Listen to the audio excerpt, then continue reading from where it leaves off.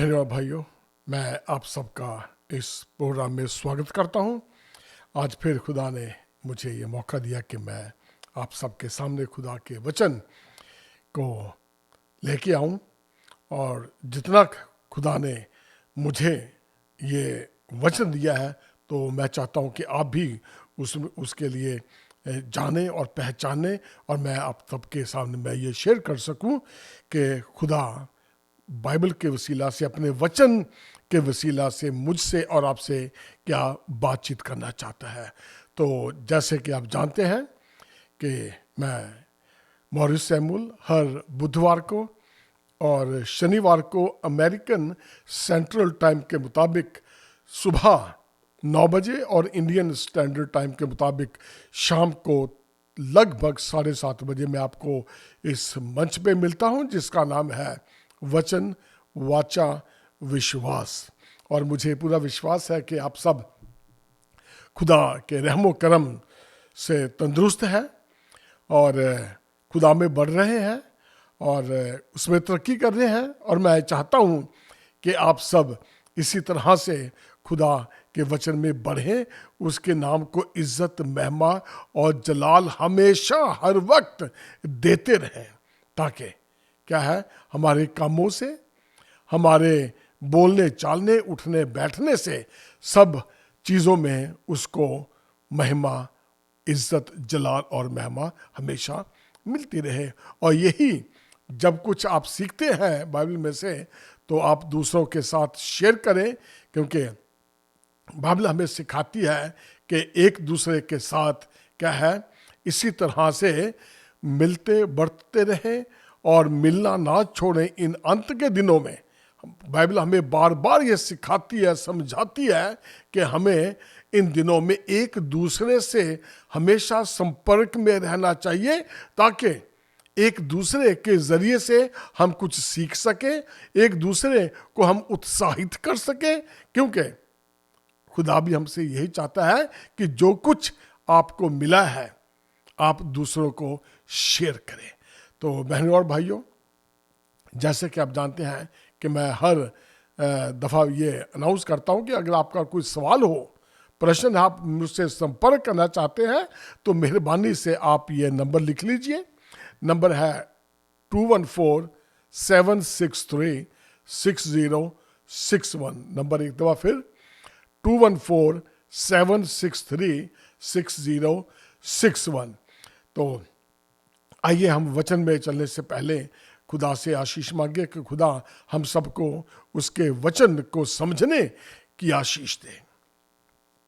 हमारे सच्चे और जिंदा खुदा बाप, तेरा शुक्र है कि तूने आज फिर हम सबको तूने ये मौका दिया कि हम इस टेक्नोलॉजी के माध्यम से तेरे वचन को एक दूसरे तक बांट सकते हैं। खुदावंद तेरा शुक्र है, तेरे तमाम बंदोबस्त के लिए, इंतजामात के लिए मैं तेरा शुक्र करता हूँ। खुदावंद मेरी दुआ है सब सुनने वालों के लिए, देखने वालों के लिए, जब मैं तेरे वचन में से खुदावंद बातचीत करूं, बातचीत करने वाला मैं नहीं बल्कि तेरा आत्मा मुझ में होकर बातचीत करे खुदा बाप। और जितने भी लोग तेरे वचन को सुने वो तुझ में तरक्की करे, 100 गुना, 80 गुना, 60 गुना फल लाने वाले हो सके। इस छोटी सी दुआ को सुना कबूल कर, तेरे प्यारे बेटे यीशु के नाम से मांगता हूं, आमीन। बहनों और भाइयों, एक दफ़ा फिर मैं आप सबका इस प्रोग्राम में स्वागत करता हूं। और इसी तरह से अब हम आगे बढ़ रहे हैं, खुदा का शुक्र करते हुए, उससे मांगते हुए कि हम सबको खुदा आशीष दे। क्योंकि आजकल जैसे कि आप जानते हैं कि अंत के दिनों में जो कुछ भी बाइबल में लिखा हुआ है, धीरे धीरे सब कुछ क्या है वो सामने आता जा रहा है। उसकी भविष्यवाणियाँ जो है वो 1 बाय 1, एक एक करके वो पूरी होती जा रही हैं। तो जैसे कि अब जानते हैं कि इन दिनों में यरूशलेम घिरा हुआ है, इज़राइल और फ़लस्तीन की जंग है। तो इस चीज़ का मैं ज़्यादा जिक्र नहीं करूँगा, क्योंकि इतना ही काफ़ी है कि दो मुल्क आपस में लड़ रहे हैं, झगड़ रहे हैं। तो क्योंकि इस चीज की बाइबल में बहुत भविष्यवाणी हो चुकी है और ये पूरी हो रही है और होती रहेंगी, और अंत में क्या है, जब हमारे मसीह यीशु के आने का समय होगा तो ये सब चीजें क्या है, होने वाली है। तो इससे कोई ताज्जुब ना रखें कि ये क्या हो गया है, अब क्या होगा। बाइबल हमें बार बार बताती है कि जब ये चीजें तुम होते देखो तो तुम्हारे मन व्याकुल ना हो, डरना नहीं है, अभी अंत नहीं होगा, लेकिन हमने क्या है, तैयार रहना है। जब तक हम तैयार नहीं रहेंगे, ये बार बार हमें वार्निंगें दी जा रही हैं कि तैयार रहो। तो आप जानते हैं कि यरूशलेम जो है यहूदियों का, मसीहों का और मुस्लिम लोगों का क्या है, एक तरह से इसको वो अपना मानते हैं, या अपना यूं कह लीजिए एक पवित्र स्थान मानते हैं।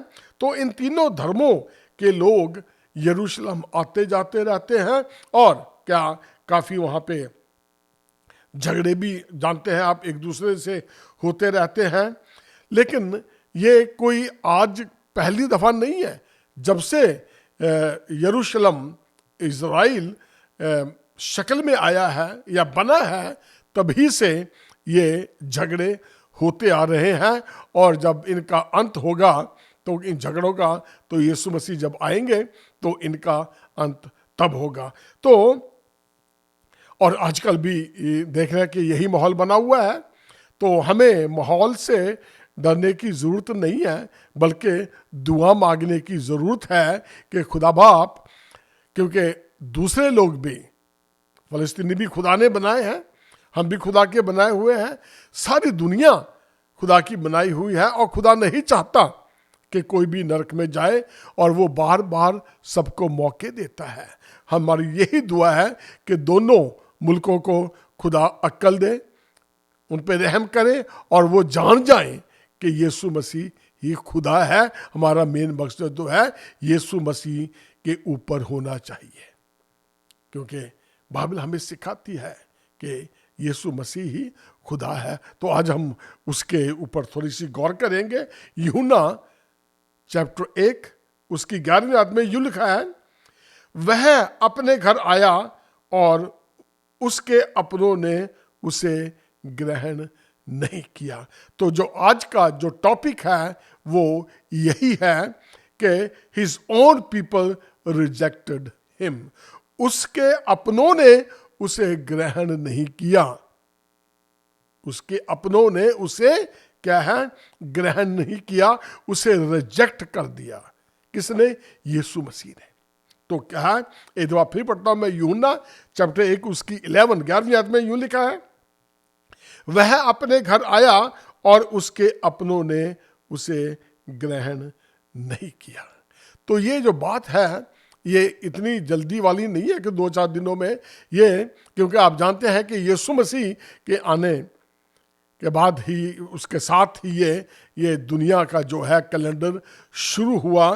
तो ये कोई नई बात नहीं है, 2023 साल हो चुके हैं जब यीशु मसीह आए थे, लेकिन उसके अपनों ने क्या है, उसे ग्रहण नहीं किया।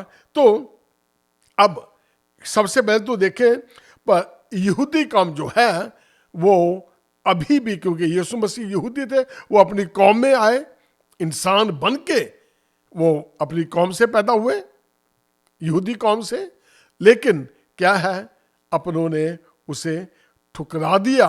उसने यीशु मसीह के मसाया होने से क्या है, इनकार कर दिया, उन्हें ग्रहण नहीं किया। तो आज उसी के ऊपर हम देखेंगे कि क्या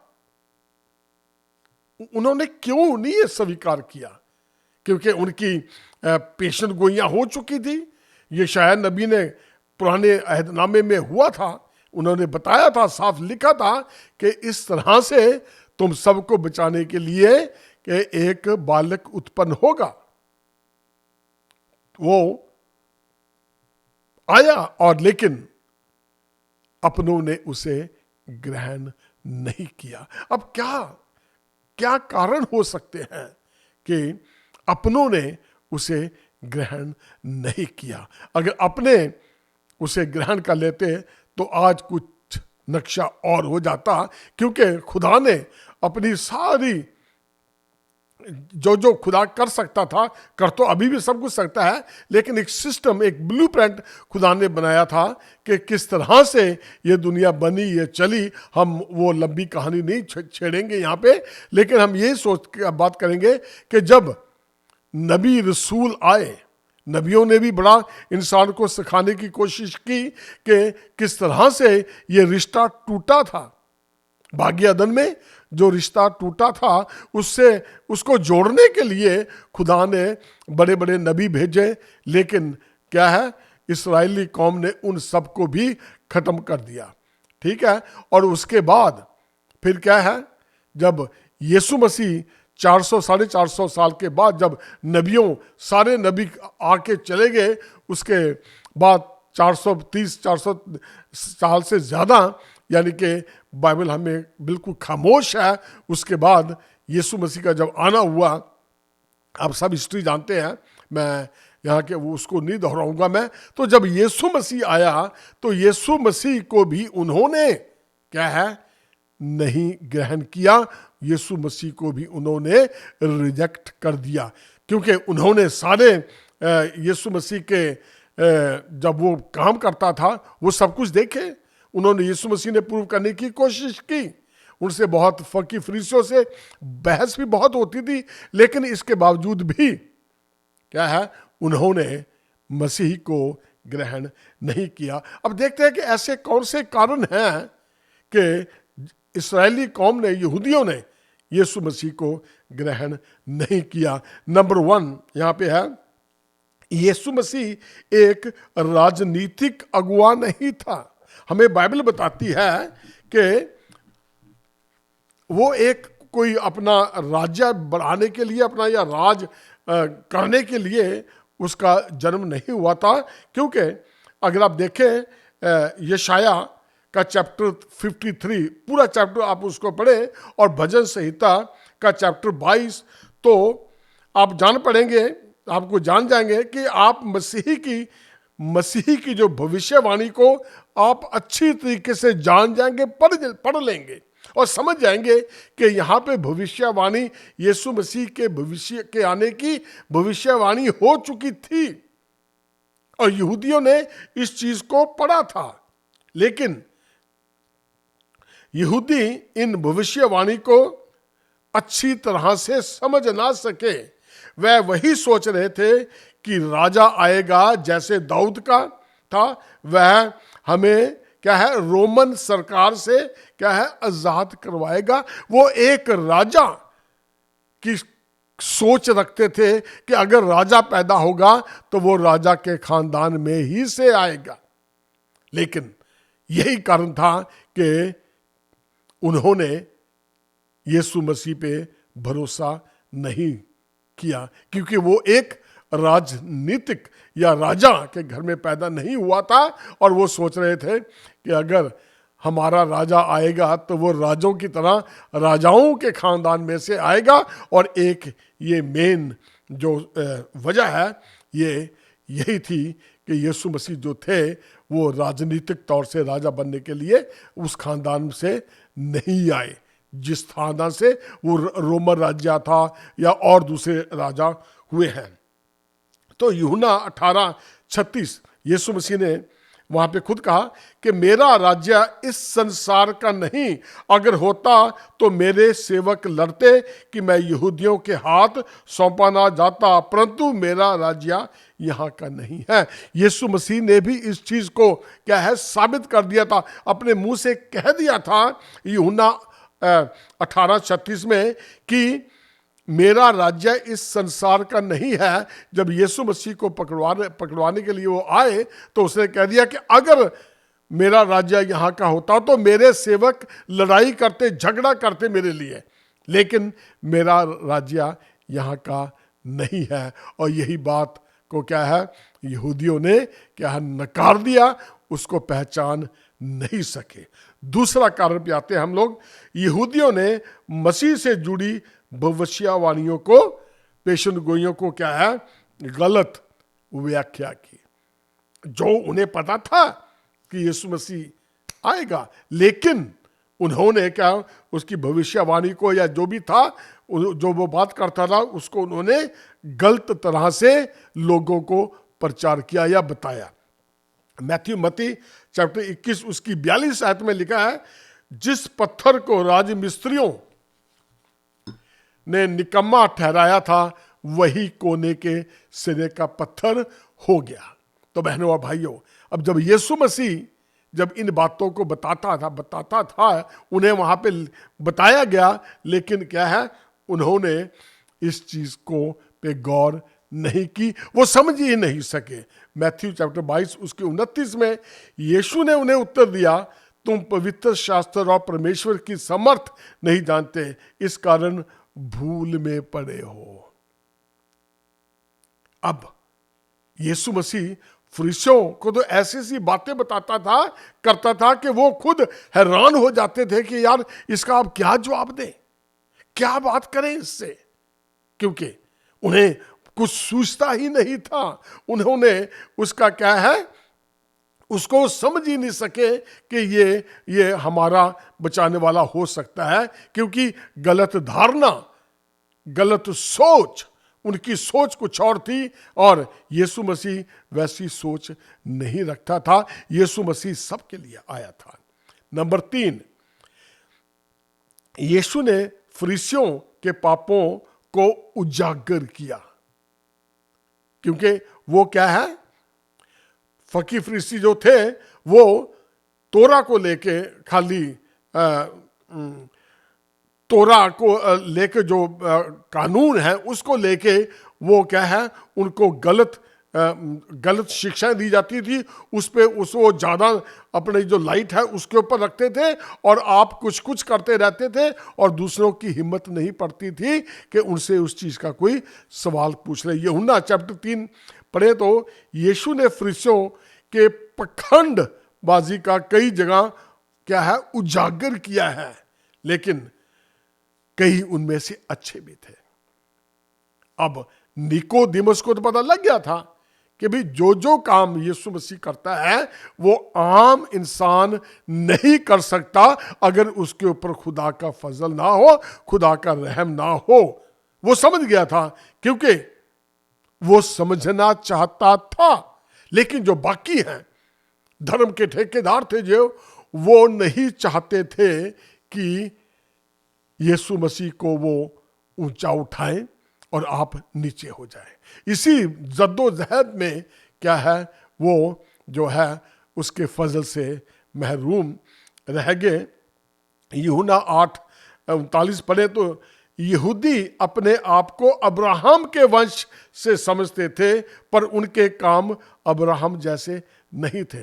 बहनों भाइयों, तो वो जो यहूदी थे वो अपने आप को क्या सोचते थे कि हम तो अब्राहम के वंश से हैं, अब्राहम से खुदा ने वादा किया था कि मैं तेरे वंश को बहुत बढ़ाऊंगा और जाति तेरा जो वंश है उसको मैं बड़ी आशीष दूंगा और तू आशीष का मूल होगा। अब यहूदी यही समझते थे कि हम डायरेक्ट क्या है उसके खानदान से हैं, लेकिन वो ये समझ गए कि हम जो मर्जी कर लें, उन्हें कौन सा कोई देख सकता है, उन्हें कौन सा कोई कह सकता है, उन्हें कहने वाला कोई नहीं है, क्योंकि वो अब्राहम के वंश में से है। और यही उनकी गलत फहमी थी। बेशक अगर वो अब्राहम के वंश में थे, लेकिन उनके काम अब्राहम जैसे नहीं थे। नतीजा क्या हुआ, वो सच्चाई को जान ही नहीं सके, क्योंकि जानना चाहते ही नहीं थे। और 47वें आयत में लिखा है, यीशु ने कहा, जो परमेश्वर से होता है वह परमेश्वर की बातें सुनता है, तुम इसलिए नहीं सुनते कि परमेश्वर की ओर से नहीं हो। अब यीशु मसीह ने बहुत साफ तरीके से उन्हें बता दिया कि जो क्या है, जो परमेश्वर की बातें सुनता है वो परमेश्वर की तरफ से होता है, और जो नहीं सुनता वो परमेश्वर का है ही नहीं है। अब उन्होंने इस चीज को जानने की कोशिश नहीं की, क्योंकि जब हम बाइबल के बारे में जानना चाहते हैं, सुनना चाहते हैं, तो पवित्र आत्मा हमें अंदर से गवाही देती है कि सुने और समझें। और इसलिए हम समझते हैं, सुनने की कोशिश करते हैं, सीखने की कोशिश करते हैं, क्योंकि हम चाहते हैं। लेकिन इन फरीसियों ने ऐसा नहीं चाहा, बल्कि यीशु मसीह ने उनके पापों को और उजियाले में ला दिया कि ये क्या करते हैं, क्या चाहते हैं। और ये भी एक कारण था कि उन्होंने यीशु मसीह को कबूल नहीं किया, एक्सेप्ट नहीं किया, उसे नकार दिया। कारण नंबर 4, यीशु मनुष्यों द्वारा बनाए गए रीति रिवाजों को नहीं मानता था। अब क्योंकि इन्होंने, यहूदियों ने और फरीसियों ने अपने एक कई ऐसे कानून, ऐसे रीति रिवाज बनाए हुए थे कि ये नहीं करना, वो नहीं करना, ये करेंगे तो वो हो जाएगा। यीशु मसीह को क्या है, वो इनके बातों को क्या है, नहीं मानते थे। और क्या है, इस्राएली यहूदी फरीसी उन्हें बार बार उस टेम्पटेशन में लेके जाते थे ताकि वो कुछ गलत करे और उसे फंसाए। यही यहूदियों का काम था कि उसे ऐसी ऐसी क्वेश्चन पूछते थे ताकि जो है उसके मुंह से कुछ गलत निकले और उसको दोषी करार दिया जाए। अब यीशु मसीह क्या चाहता था कि लोगों को वो समझाना चाहता था कि व्यवस्था जो है लोगों के लिए बनाई गई है, कानून जो है लोगों के लिए बनाया गया है और लोगों को व्यवस्था के लिए नहीं बनाया गया। अब यीशु मसीह यह सिखाना चाहता था, लेकिन क्या है कि जो धर्म के ठेकेदार थे वो, उन्होंने अपनी पहुंच से बहुत देर से, उनकी रोजी रोटी ही ऐसी चलती थी कि ऐसे ऐसे बातें करनी, ऐसे काम करने कि अगर किसी ने किया उस पर सजा दे देनी। यहूदी होते हुए तुम ये नहीं कर सकते, हम सबत का दिन के दिन तुम ये नहीं कर सकते, वो सारी बातें रीति रिवाज बनाई होती। और यीशु मसीह ने इन सब बातों को नकार दिया। मरकुस 2 उसकी 27 आयत में अगर देखें, तब उसने उनसे कहा, सबत का दिन मनुष्यों के लिए बनाया गया है, ना कि मनुष्य सबत के दिन के लिए बनाया गया। यीशु मसीह ने यहाँ पे यही बात मरकुस के 2 चैप्टर 27वीं आयत में कह दी। आपने सूखे हाथ वाले का भी, क्योंकि फरीसियों ने कहा था, देखें ये सबत के दिन जो काम नहीं करने का है ये करता है कि नहीं। तो उन्होंने क्या किया, आपने सुना होगा, सूखे हाथ वाले मनुष्य को चंगा। मरकुस चैप्टर 3 और 5 और 6 आयत में अगर हम देखें तो हम जानेंगे कि यीशु मसीह ने उस सूखे हाथ वाले के साथ क्या किया था। यहूदियों ने जब उस सूखे हाथ वाले को लेके आए तो उसे कहा कि अब देखें कि भी यीशु मसीह इसको चंगा करता है कि नहीं करता है। उसने क्या किया, एक सूखे हाथ वाले के दिन वाले को लेके सबत के दिन यीशु मसीह के सामने लेके आ गए। और यीशु मसीह ने उसे क्या कहा कि अपना हाथ निकाल। जब उसको निकाल, जब वो ठीक हो गया तो उसके ऊपर उन्होंने फिर दोष लगा दिया कि ये सबत के दिन भी काम करता है, जबकि सबत के दिन हमें कुछ काम नहीं करना है। तो यीशु मसीह ने फिर कहा था कि क्या है, सबत का जो दिन है वो मनुष्यों के लिए बनाया गया है, मनुष्यों को सबत के दिन के लिए नहीं। क्योंकि जो काम अच्छे होते हैं उनको कर सकते हैं। अगर किसी का बैल कुएं में गिर जाए तो सबत के दिन वाले दिन क्या वो उसे नहीं निकाल लेंगे? यीशु मसीह ने इसकी एग्जाम्पल दी है। और एक ये वजह थी कि यीशु मसीह को उन्होंने एक्सेप्ट नहीं किया, उसे ग्रहण नहीं किया, उसे क्या है, नकार दिया। एक ये वजह थी। और आखिरी वजह जो थी, 5वीं, वो थी यहूदियों ने यीशु से बढ़कर धार्मिक अगुओं की सुनी।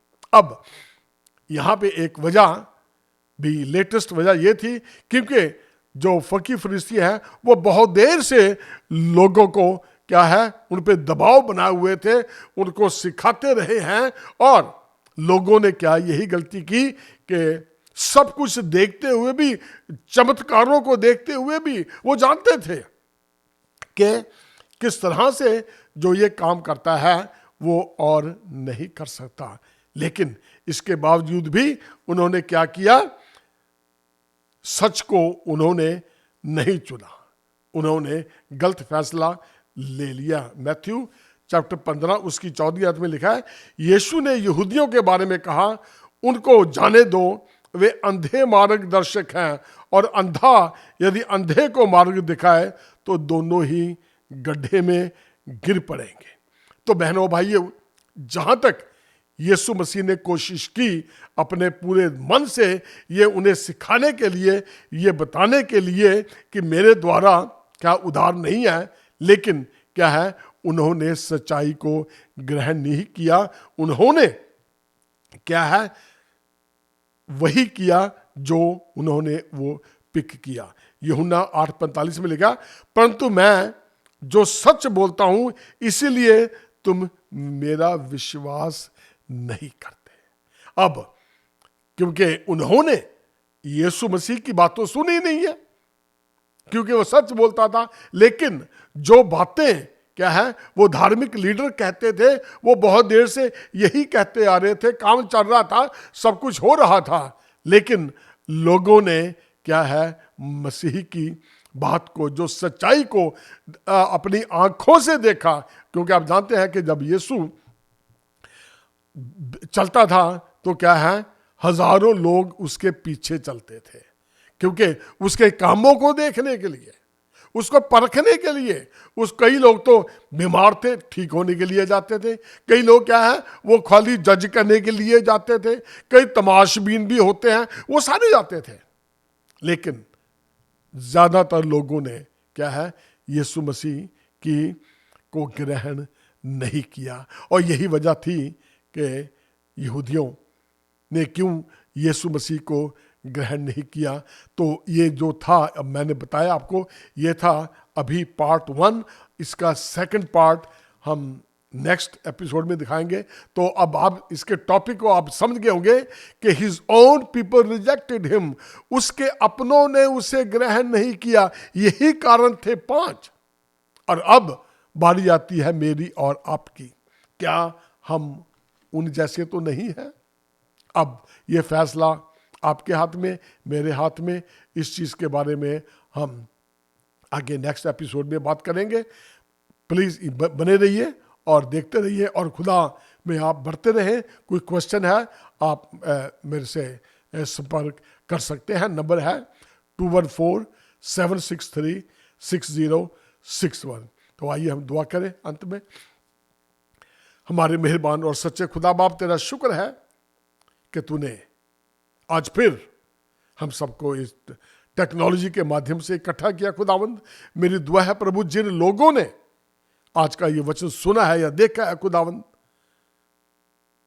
उन्हें ठीक फैसला करने की अक्ल दे, समझ दे, क्योंकि हम बाकी लोगों की तरह ना रह जाएं, जो जानते हुए भी, जिन्होंने तुझे ग्रहण नहीं किया, समझते हुए भी, आंखें होते हुए भी, सब कुछ जानते हुए भी, खुदावंद उन्होंने तुझे ग्रहण नहीं किया।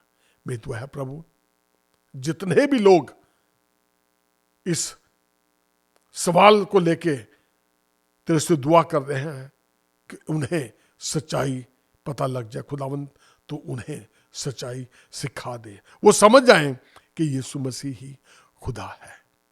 सबको बड़ी बरकत देना। कोई बीमार है, परेशान है, खुदावंद यीशु मसीह के नाम से उनकी बीमारियां खत्म हो जाए, परेशानियां जाती रहे, उनमें जो भी डर है, डर उनके खानदान में से निकल जाए। खुदावंद डर की आत्मा वहां दोबारा कभी ना आए। सबको तंदुरुस्ती देना खुदावंद। तेरा शुक्र है एक बार फिर खुदावंद, तूने मुझे ये मौका दिया कि मैं तेरे वचन को तेरे लोगों तक लेके आ सकूं। इस छोटी सी दुआ को सुना कबूल कर, तेरे प्यारे बेटे यीशु के नाम से मांग लेता हूं।